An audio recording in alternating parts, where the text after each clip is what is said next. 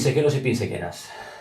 Un día más estamos aquí en Pinseque al Día, en el Centro Cívico José Antonio Labordeta. Como sabréis, a mí me encanta incidir en que este espacio ha sido transformado para poder comunicar gracias a videopodcast, aunando vídeo y audio, para todos aquellos que quieran oírnos y vernos. Hoy tenemos un programa especial, el primero de muchos, espero, donde hablaremos de situaciones personales donde en un momento dado algo cambia de una manera radical y fuerte. Hoy nos va a acompañar una persona, una pinsequera, y el título que tenemos hoy es Cuando todo cambia. Quiero decir, es un título fuerte, es un título que suena a lo que suena, a un cambio radical, a un cambio de rumbo, a un cambio sustancial en el que uno deja de ser quien era y se transforma probablemente en otra persona, seguro más luchador o luchadora. Hoy tenemos a Blanca Palomera Pablo. Me encanta decir los dos apellidos, ya sabéis que los dos apellidos son los más importantes. Blanca Palomera Pablo, bienvenida a Pinseque al Día. Muchas gracias por haber querido contar conmigo para que pueda contar mi experiencia y si puedo pues ayudar a alguien que esté pasando por algo parecido. Claro, y os preguntaréis, bueno, mucha gente conoce a Blanca, ¿vale? Es una chica discreta, pero que no pasa discreta. Es una chica de Pinseque de toda la vida, que tiene 26 años. Que muchos de vosotros conocéis. Y muchos de vosotros conocéis su historia, pero yo creo que es importante evidenciarla hoy aquí en Pinseque al Día para que esas personas a las que les mandamos muchísima fuerza, a alguna de ellas personal, que pasan por un trance quizá parecido, porque los pacientes de la enfermedad que sea son siempre pacientes individuales, no forman parte, aunque lo hagan, de un colectivo, sino que cada uno sufre la enfermedad o la situación de una manera absolutamente personal y concreta. Bueno, Blanca Palomera Pablo, a partir de ahora ya diré Blanca, vale. Si me lo permites, ¿vale? Sí, porque si no nos alargaremos demasiado en los apellidos. Blanca, hay un punto en tu vida que es un punto de inflexión, ¿de acuerdo? Cuando todo cambia, pero vamos a hablar del antes, vamos a hablar del momento y vamos a hablar de después. Vale. Hablemos del momento de antes. ¿Quién es Blanca? Bueno, pues Blanca es una adolescente. Yo sigo siendo adolescente. Sí, bueno, hay que sentirse como adolescente. Te lo tomas. Bueno, es una adolescente, una chica trabajadora, con muchísimas aspiraciones en la vida, pues amiga de sus amigos, trabajadora, muy trabajadora. Y apuntando, pues... Te estás vendiendo bien, Blanca. No, jolín. Pero sí que he sido muy trabajadora siempre y bueno, pues al final una chica que las aspiraciones que ha tenido ha intentado ir a por ellas y una persona muy positiva, creo que lo soy y bueno, antes podría resumirlo como algo así. Vale. Podríamos decir antes también, pues bueno, nosotros nos conocemos, podría decir que ha sido una persona físicamente muy activa. Sí, me ha gustado siempre muchísimo el deporte, de hecho me considero una persona deportista. Respecto al trabajo, soy higienista bucodental y entonces trabajaba de eso. Y bueno, eso es lo que podría decir. Bueno, infancia feliz, como no puede ser de otra manera en Pinseque. Sí, en Pinseque. Vamos a venderlo, porque claro, los que hemos crecido en un pueblo sabemos que pues eso, crecer en un pueblo para los niños es una calidad de vida que es incomparable. Entonces, tú tienes una infancia bonita en Pinseque. Eso es, con mis amigos, con mi peña. Con tu peña, con tus quintos, con tu todo. Eso es. Y en el año 2020 ocurre algo. Bueno, primero ocurrió la pandemia. Ocurrió la pandemia. Que es algo que nos marcó a todos. Ostras, es que, bueno, la pandemia, O sea, sí. Estamos hablando ya de ella como si fuera una cosa que pasó hace mucho tiempo, no pasó hace tanto. Eso es. Algo que nos pilló a todos de sopetón. Y bueno, pues cuando ya nos dejaban salir a la calle, que podíamos salir a pasear, siempre con sus restricciones, me acuerdo que había toque de queda. Yo cuando fue la pandemia no iba a trabajar.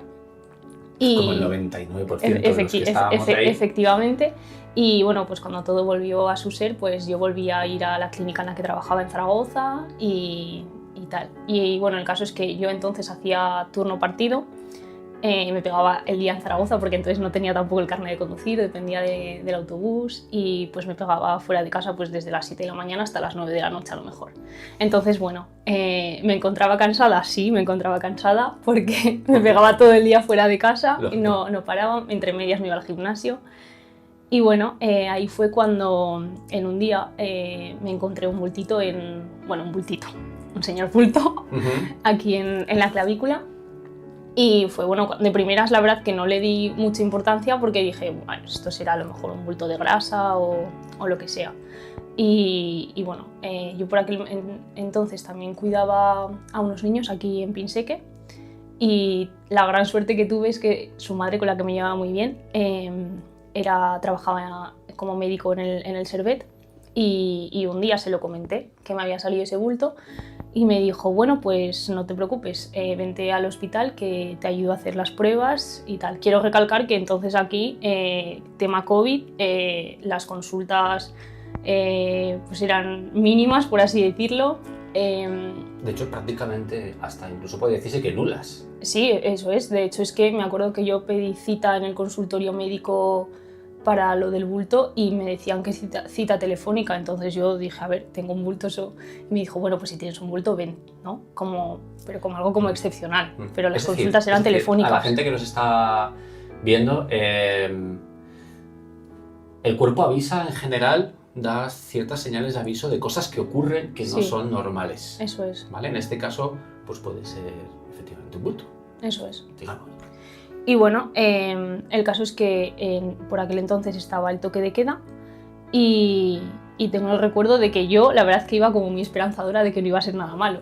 Que soy positivo, ¿no? Sí. Si no, Sí. Y bueno, entonces, como tampoco le daba ningún tipo de importancia, pues fui al hospital, que yo no tenía carnet de conducir, y mi madre ese día recuerdo que estaba trabajando de noches, porque fui por la tarde-noche a las 9 o así, y mi padre, como trabaja en León, pues tampoco podía llevarme. Entonces me llevó un amigo al hospital, el cual tampoco pudo entrar conmigo al hospital porque solo se podía acceder una persona. Y bueno, yo entré ahí, el hospital prácticamente me recuerda a un hospital zombie porque no había nadie por los pasillos. Y bueno, pues tuve la suerte de que esta médico pues me acompañó en todo el proceso, ella y sus compañeros, que fueron muy majos conmigo.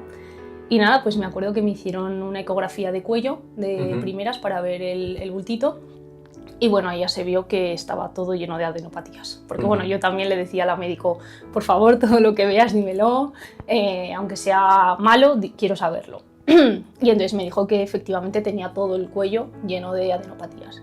Entonces bueno, lógicamente sin saber lo que era, porque era simplemente pues una prueba de imagen. Entonces me llevaron a hacer un escáner para ver cuál era la extensión de esas adenopatías y me hicieron pues un TAC y se vio que también tenía afectado el bazo y todo el mediastino.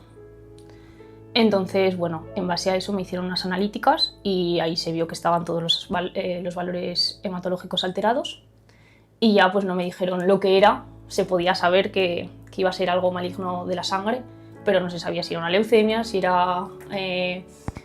todo apuntaba que era un linfoma, pero teníamos que tener pues la biopsia, la prueba de que te dijera el apellido de algún modo de lo que tenía.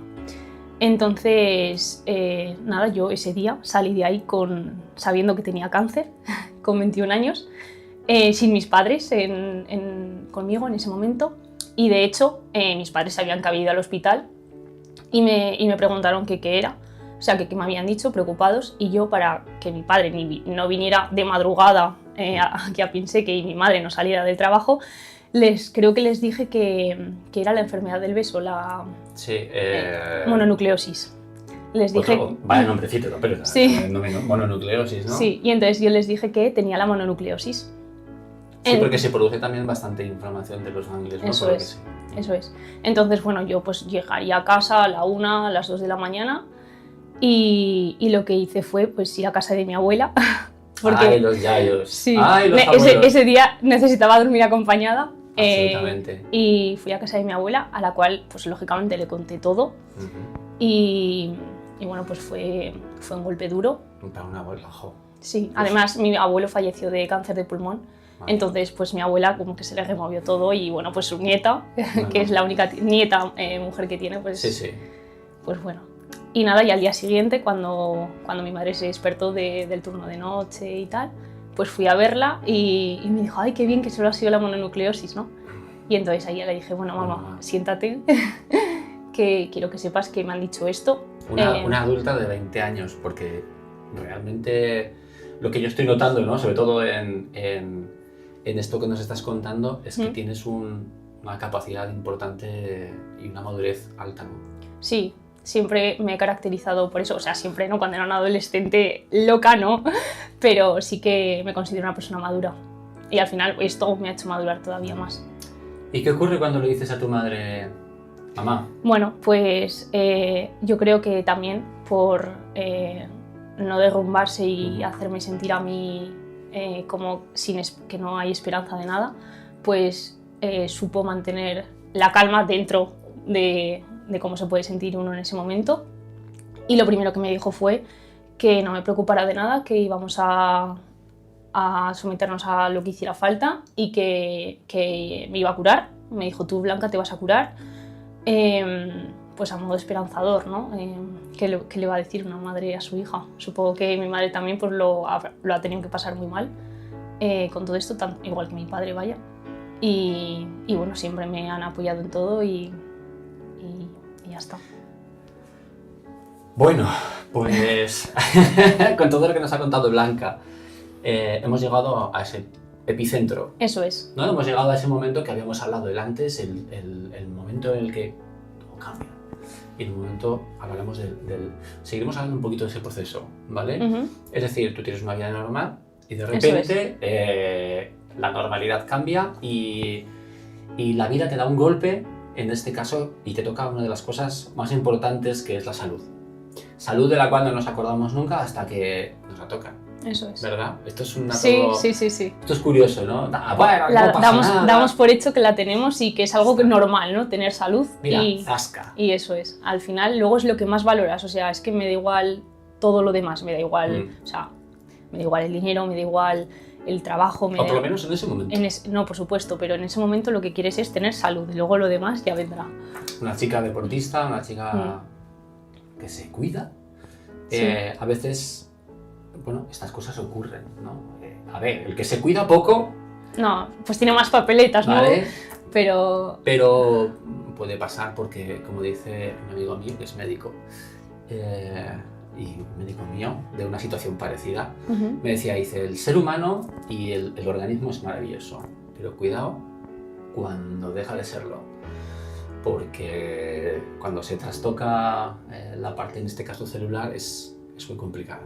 Bueno, estamos en el epicentro, ¿no? O sea, llega la pandemia, ni más ni menos. O sea, un momento en el que sí te dicen, sobre todo, no te pongas malo, no tengas un cáncer y no tengas una inmunosupresión. Ese es el momento en el que tú vives eso. Claro. ¿Vale? Estás poco normal, que lo sepas. Es decir, y de ese momento a ti te diagnostican estando prácticamente sola, aunque tuviste apoyo, cosa que es absolutamente importante, el apoyo en cualquier tipo de enfermedad que conste, y te diagnostican un cáncer linfático. Eso es. Yo, bueno, al día siguiente tenía que ir a trabajar y... ¡La trabajadora! Llegué a casa pues eso a las 3 de la mañana del hospital y al día siguiente pues yo a las 9 tenía que estar en la clínica y fui, les conté lo que pasaba y... ¿Se quedarían? Y bueno, yo en ese momento me derrumbé y yo ese día no estaba para trabajar. Entonces me fui a mi casa, pero al menos fui pues a contarles en persona pues lo que me había pasado. Sí. Y nada, yo me fui a casa, entonces ya es cuando fui a casa de mi madre. Vale. Se enteraron antes mis jefes que mi madre. Wow. Y... Primero cumplir. Eso es. No, pero era porque mi madre pues estaba durmiendo, no era del turno de noche. Bueno, el caso es que a mí, no recuerdo los días, pero enseguida me derivaron a hematología con mi doctora. Y nada, pues ahí ya me dijo que íbamos a hacer una biopsia de un ganglio. Y fue súper rápido, o sea... a la semana me estaban ya biopsiando y ¡pum! Y sí, y bueno, cuando me dieron el resultado me dijeron que era un linfoma de Hodgkin de esclerosis nodular, que es el tipo más común. Lo tenía en estadio 3, o sea que lo tenía... Un estadio 3 que para los no iniciados, vamos a llamarlo iniciados, Sí. vamos a llamarlo para la gente que no conozca tanto el estadiaje, es decir, el momento en el que la enfermedad, en este caso el cáncer, se encuentra, ¿no? Hay un estadiaje del 0 al 4, ¿vale? Y hay dentro de cada estadiaje 0, 1, 2, 3 y 4, hay subestadios con letras A, B, C. Eso es. Entonces, estadio 3 es cuando tú tienes un cáncer y no está localizado en el sitio, sino que ya tienes afectación alrededor, Eso pero no es. a larga distancia. Eso es, no una metástasis. O si las tienes cerca. Eso es. Entonces yo lo tenía tanto por encima como por debajo del diafragma y según los valores que me salieron tenía buen pronóstico. O sea, porque aunque fuera un estadio 3, pero no tenía otros factores de otros síntomas, que al final eso es lo que te dice que Si es no mejor o caeremos en peor. cosas de divisiones celulares, Eso porque es, ya... eso es. Bueno, y nada, yo, pues eso, el único síntoma que yo tenía era el bulto, que si no me sale yo no me entero.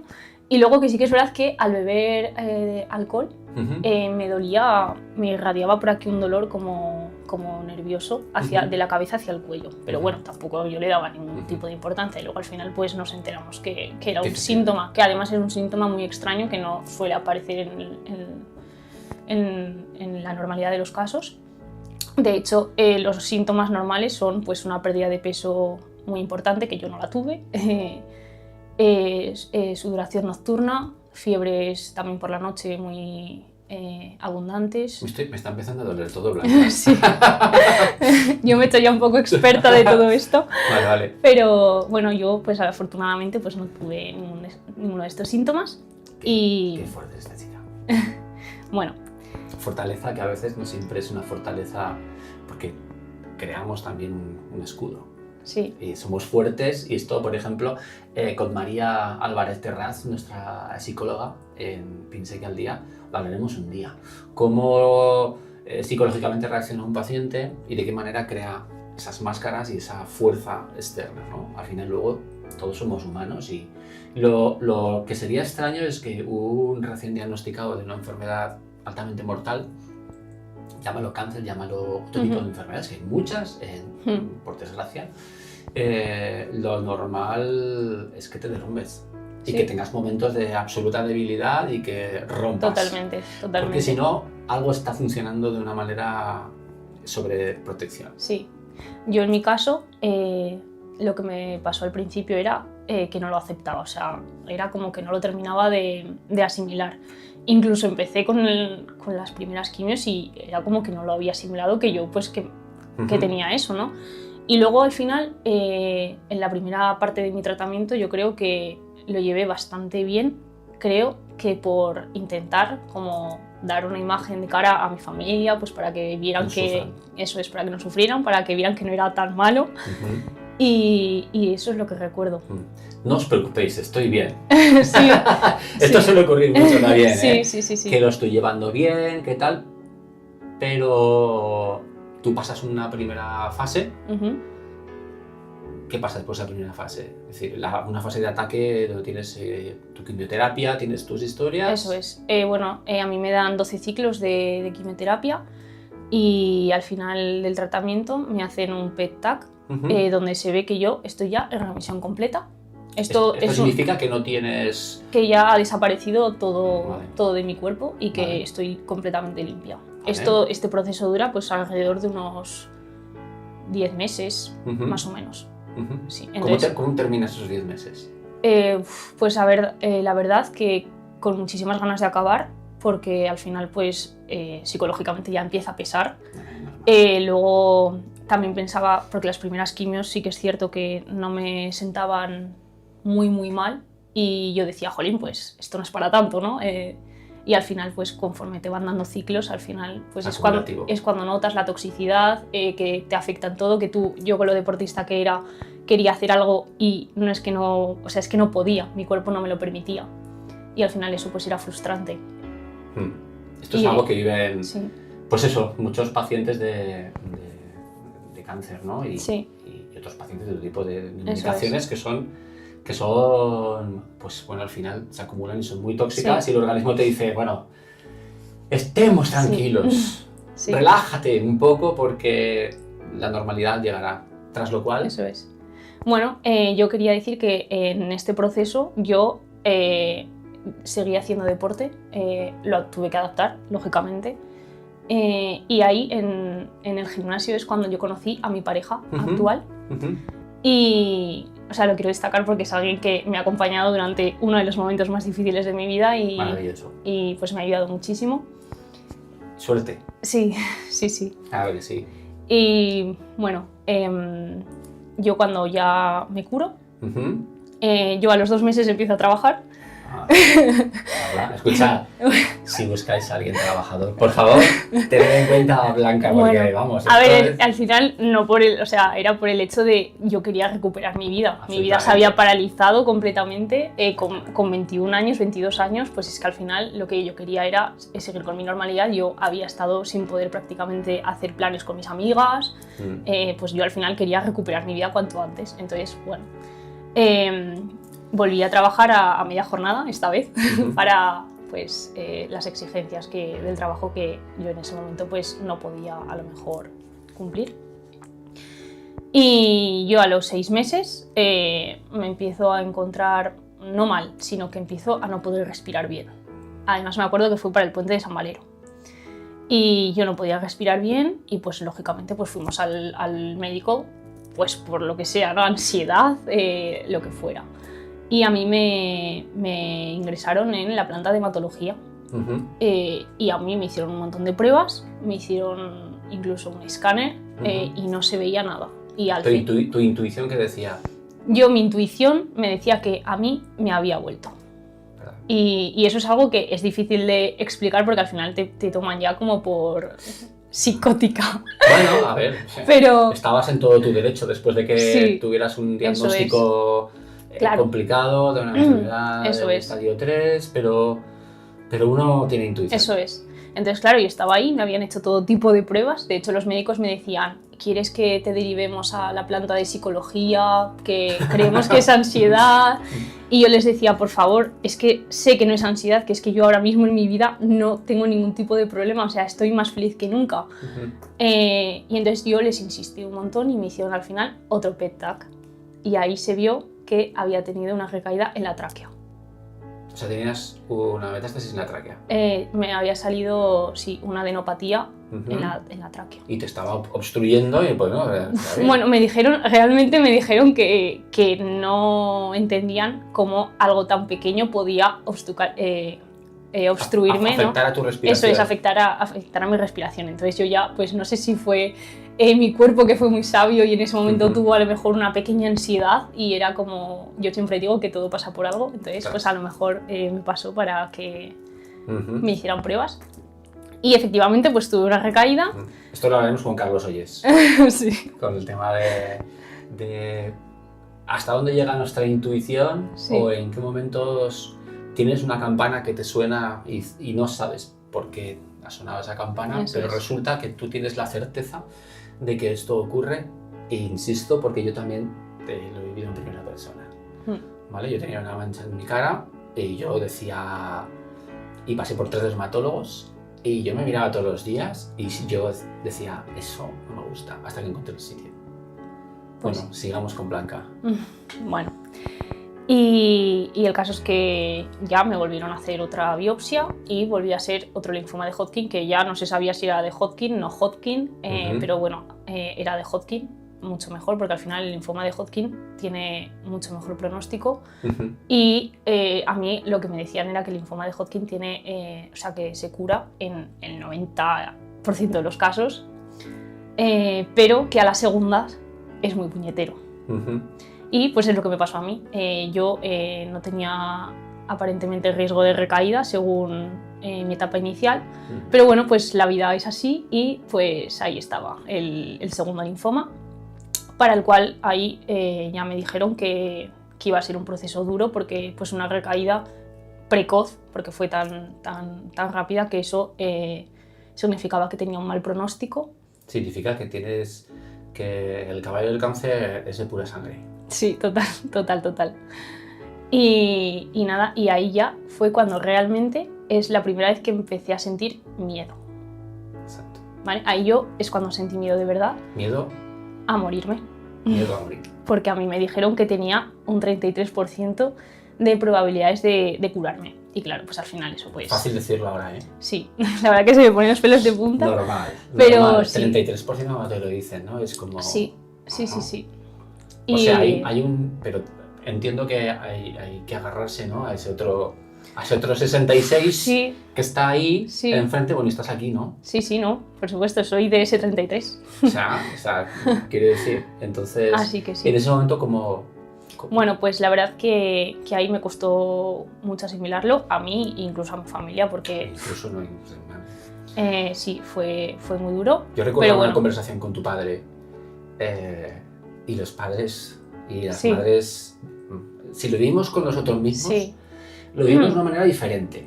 Sí. Pero ojo lo que nos pasa a nuestros hijos. Sí. Esto, porque además no podemos hacer mucho, daríamos cualquier cosa porque lo vuestro se nos pasara a nosotros. No. Y esto es una de las cosas importantes, ¿no? Cuando una persona joven tiene un cáncer o un tipo de enfermedad complicada, ¿no? Que puede terminar siendo mortal, en lo que vive no solo la persona en primera persona, sino lo que vive la familia, ¿no? Alrededor, de cómo se gestiona, de cómo lo sufren, ¿no?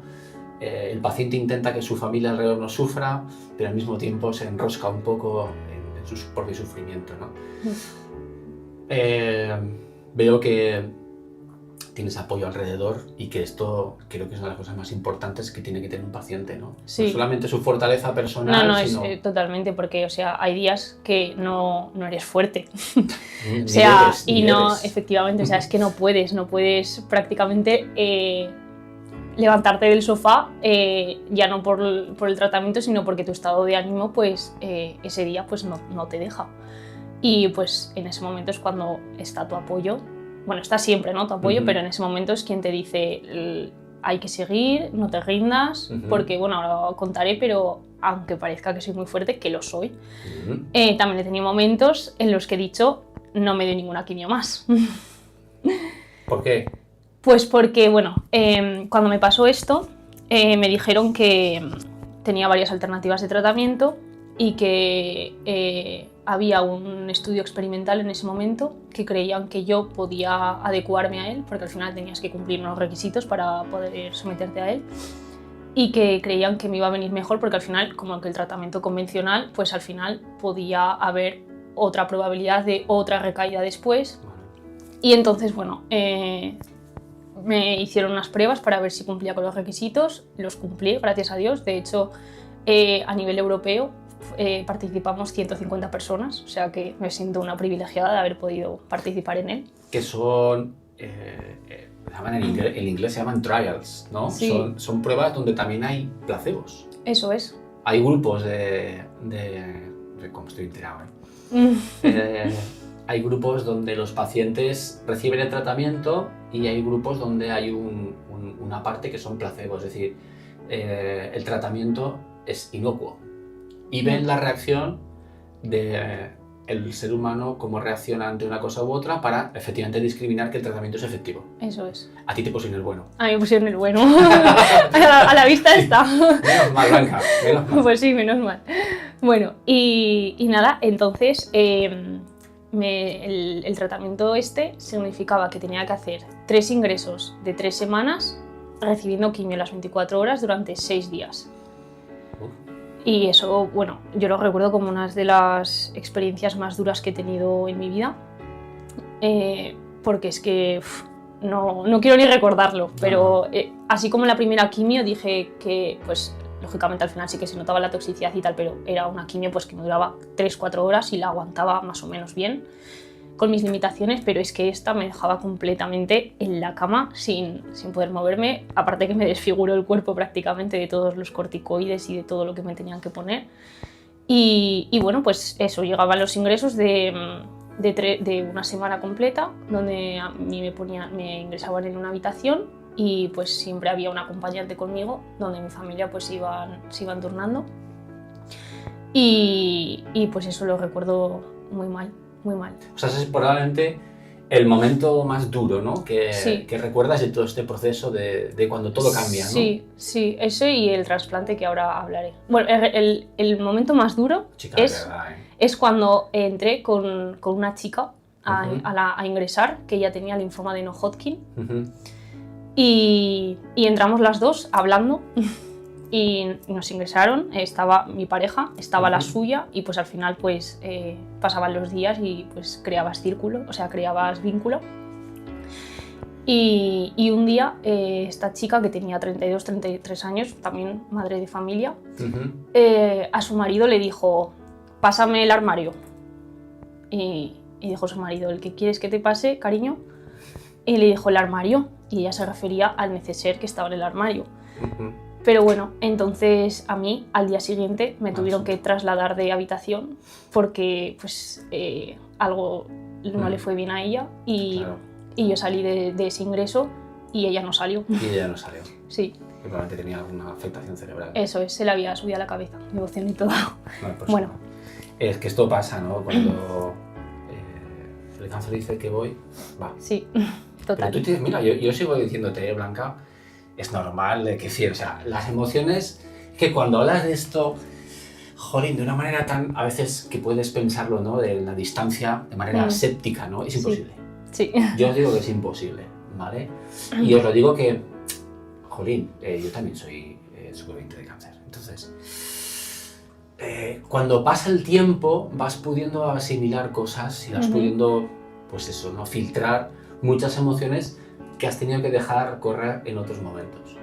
Y seguramente muchos pinsequeros y pinsequeras estarán viendo esto y se verán reflejados en una persona, en algún familiar, en algo, ¿no? Porque es que esto le puede pasar a cualquiera, le puede pasar a cualquier persona. Totalmente. No estamos diciendo que entremos en pánico. No, ¿Me por va a supuesto. pasar? No, Nos claro puede que no. pasar.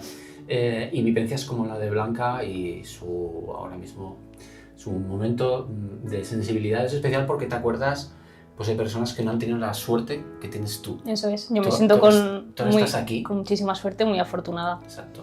Bueno, sigamos.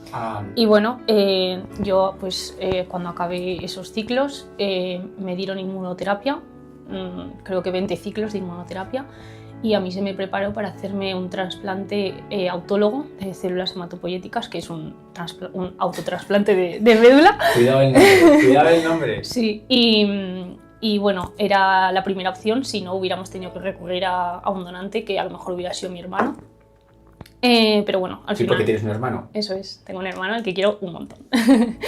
y nada, pues a mí me sacaron meses antes unas células madre, que al final es que hablamos de trasplante y parece que te cambian un órgano por otro, y al final, bueno, pues no, consiste en que te sacan células madre de la médula espinal. Luego los hematólogos, que eso ya no entiendo, pero las modifican genéticamente como para sacar lo bueno de ahí. Y entonces el trasplante, cuando yo ingresé, me acuerdo un 2 de septiembre, iba a ingresar para un mes en una habitación de aislamiento absoluto, porque consistía en que a mí me daban unos ciclos de quimio tan fuertes que a mí me mataban la médula mía. Entonces por eso el aislamiento, porque yo ahí no tenía ningún tipo de defensa en mi cuerpo. Y entonces luego me metían, me infiltraban las células madre que me habían sacado antes, ya modificadas. Autotrasplante, pues, ¿no? Eso es, fue mío mismo. Que nadie es mejor, más compatible que tú misma. Eso es. Bueno, y recuerdo que para el trasplante, que también fue un proceso muy duro, donde incluso llegué a necesitar ayuda psico-oncológica para aceptar la situación, se metió mi madre conmigo, se pidió una excedencia en el trabajo porque si entraba alguien no podía salir luego. No, claro. Y como iba a ser un mes, pues mi madre estuvo conmigo en una habitación que... Burbuja, sí, prácticamente, sí, ¿no? sí, era una habitación muy De pequeña aislados. donde prácticamente estaba mi cama, la suya y un baño, y ya está. Y no había nada de... no podía ni levantarme para pasear prácticamente porque no se podía. Tenías Entonces, bueno, internet por lo menos. sí, eso sí. Aunque he de decir que me llevé de todo y luego al final prácticamente no usé nada. Aunque la ventanita al mundo, el WhatsApp y todo esto Sí. te conectara, ¿no? Eso Porque es. estas cosas pasan, ¿no? En el hospital cuando estáis en aislamiento tanto tiempo. Ujú.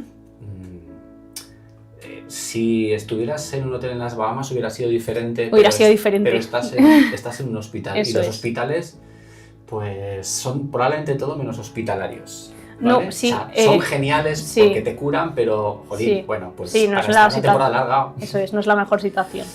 Pero bueno, he de decir que todos los enfermeros que me cuidaron, que fueron maravillosos conmigo. Viva la enfermería. Sí, de hecho, aún tengo relación con alguno y me trataron genial. De hecho, muchas veces hacían de psicólogos, entraban por la mañana y me decían, venga Blanca, a ver, ¿cómo estás hoy? ¿Qué te pasa? ¿No? Y bueno, la verdad que se agradece muchísimo en esos momentos.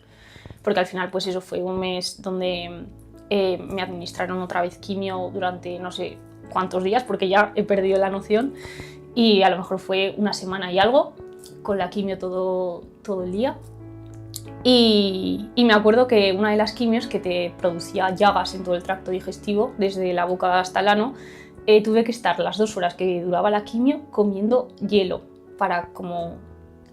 no anestesiar la zona, sino como para... Desinflamar lo que fuera. Eso es, para prevenir las llagas. Vale. Y me acuerdo que los enfermeros ahí lo que hacían era, en vez de traerte hielo, nos compraban ellos mismos flashes de sabores, como para que pues al menos estuvieras 2 horas con algo que te gusta, que yo he de decir que desde entonces no me he vuelto a comer ningún flash, porque me comí yo creo que 20 flashes y al final no podía con tanto azúcar. Y bueno, pues eso... ya el día 0, que se le llama, que es el día de la infusión de las células madre, y ya pues tuve que estar otros 15 días o 20 días esperando a que mis defensas se recuperaran. Joder. Y bueno, todo esto con mi madre en la habitación, que la verdad que menos mal que se metió conmigo porque fue... Que no hagan las madres sí, por los totalmente, hijos. Que fue una situación pues muy dura. Y bueno, mi pareja venía todos los días a verme, todos los días, que nos veíamos a través de un cristal, y me acuerdo que me ponía fotos de nosotros ahí pegadas en el cristal para... No sé si cada vez que lo vea, que nos vemos casi todos los días por medio del campo muchas veces, Sí. no sé si dar un abrazo cada vez que lo vea. Sí, la verdad que... Sinceramente. El nombre de Ángel le viene... Te lo digo genial. porque jolín, es tan importante eso. Sí. Y aparte, pues eso, que me conocí en mi peor momento y aún así, bueno, o sea, quiero decir que me parece una decisión muy valiente también el tirarse a la piscina con todo, sin saber qué pasaría, incluso con un pronóstico malo, ¿no? Que dices, ostras, no sé si todo el mundo... Termina el trasplante, termina esa etapa, ¿no? Tan oscura en este sentido, ¿no? Porque ahí es donde entiendo que tu cabeza entra en conflicto. Eso es, sí. Tú te levantas cada día pensando si habrá un futuro o no. ¿Superas eso? Sí, esto es un proceso que dura otro año y pico, o sea que yo en ese año, y más que ahí sí que no tenía nada de defensas, ahí sí que prácticamente no podía salir de casa, entonces eso también, pues no podía ahí sí que ni ver a mis amigas ni siquiera. ¿Las tendrías en vilo? Sí. Toda tu cuadrilla estarían todos totalmente. De hecho, pendientes, de hecho lo estábamos. Y me acuerdo de esa temporada que dices, jolín, a ver, Dios quiera que Blanca pues, bueno, tenga esa suerte, ¿no, de ir adelante. Y eso ocurre. Y eso ocurre.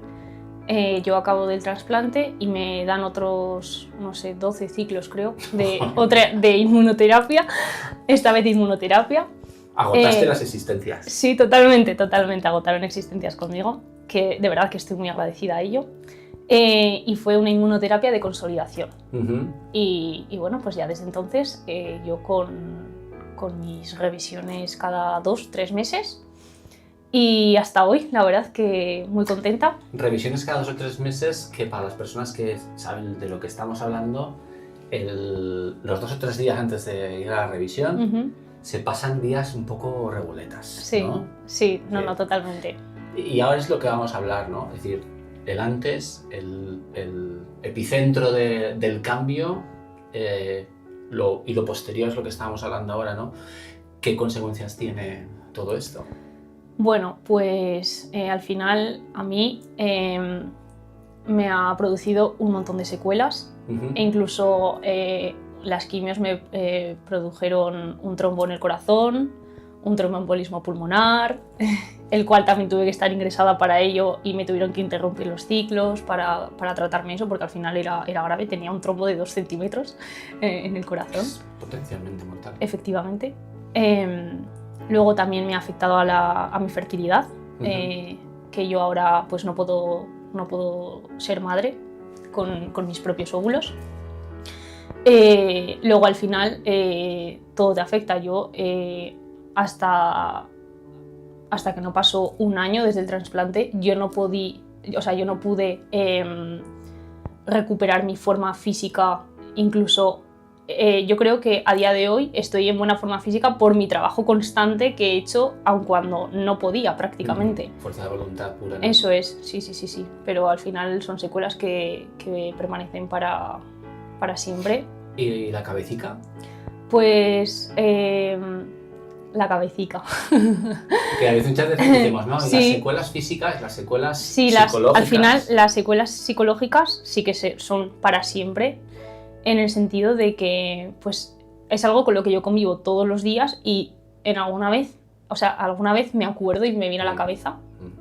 Y bueno... Yo lo llamo el ayayay. Sí. Yo lo llamo el ayayay. De hecho, he tenido un montón de sustos en este transcurso de tiempo de que yo me notaba pues, algún ganglio más inflamado de la cuenta, que al final los ganglios linfáticos se inflaman con muchísima facilidad y en la mayoría de los casos es por una causa benigna, pues porque has estado resfriado, lo que sea. El caso es que yo, pues a nada que se me inflamaba algo, pues bueno, yo tengo a la hematóloga aborrecida de las veces que he ido, oye, que tengo este bulto que me ha salido, y me han hecho un montón de pruebas y al final pues nunca ha sido algo más. Pero sí, eso es algo que yo ahora tengo, o sea, vivo con esa incertidumbre, con ese miedo a la recaída y más pues en mi caso, que pues tengo más papeletas de algún modo. Pero es algo con lo que he tenido que aprender a vivir y tendrás. Y tendré, eso es. Y que todos los días tengo que luchar contra ello, contra esos pensamientos, pero al final tampoco vas a estar viviendo con el que pasará. Pues, no, lo que como decía Pau Donés, en un decálogo que hizo, Pau no tuvo tanta suerte, vivir es urgente. Totalmente. O sea, la urgencia por la vida, es decir, no da ansia por la vida, pero Totalmente. Vivir es urgente, vivir es el punto prioritario, ¿no? Lo que hablamos, el cuerpo. Y el ser humano tiene una capacidad para olvidar de repente esas prioridades básicas de la vida, ¿no? Eso es. Yo creo que personas como tú, y vamos a ir terminando ya, ¿vale? Creo que ha sido muy explícita, Blanca, nos ha conmovido. A mí personalmente me ha conmovido porque, aunque yo sabía de sus vicisitudes hospitalarias, he descubierto otras muchas más que no conocía. Eso es. Y eres muy discreta, ¿vale? Entonces, creo que este es uno de los videopodcasts aquí en Pinsec al Día, en el Centro Cívico José Antonio Larreta, más conmovedores que hemos tenido y probablemente que tendremos. Esta sección vamos a repetirla, ¿vale? Porque hay personas que probablemente nos cuenten también esos puntos de inflexión en su vida que hicieron ese cambio, ¿no? Y bueno, el futuro, ¿qué esperamos del futuro?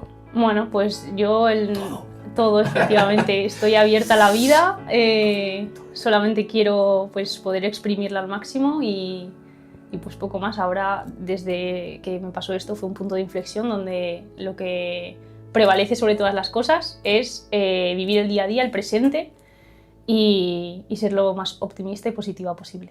Y sea lo que venga, eso es, lo cogeremos por los efectivamente, cuernos. Eso es. Porque además, con toda esa experiencia que tienes tú vital, pocas cosas se te pueden poner por delante, Blanca. Eso te lo puedo asegurar. Y es muy trabajadora. Conste una cosa, tengo que decir, que hemos venido de negro, pero la vida es más de este color, mucho más colorida que el color negro, porque, como sabéis, este es un escenario virtual que es de color todo verde. Y le he dicho, verde esperanza. Blanca, verde esperanza, pero como no sé el color verde, digo verde, no te pongas color verde. Y yo me pongo color negro porque me afina un poco. Y Blanca ha venido de negro también. Sí. Hemos venido de negro, el negro pero bueno, falla. vamos a intentar poner un poco de color, ¿no? En todo esto, en el escenario virtual. Total. Blanca, muchísimas gracias por tu experiencia, por sobre todo compartirlo con nosotros. Gracias a ti. Esto es fundamental, que desde este espacio pues, podamos dar visibilidad a personas y que su experiencia y compartirla y abrirse a nosotros nos pueda dar ese optimismo en la vida y sobre todo esa lucha en estos casos tan absolutamente biográficamente casi de película, ¿verdad? Pues sí. Bueno, pues hasta aquí. No sé la duración que ha tenido, pero hemos dejado llevar por la naturalidad. Con naturalidad todo lo que teníamos que decir. Eso es. Y bueno, hasta aquí este video podcast sobre historias personales de superación y historias de pinchequeros y pinchequeras que nos irán contando exactamente qué es lo que ha pasado en sus vidas y que compartir esta experiencia sea positivo para todos nosotros. Muchísimas gracias. Gracias.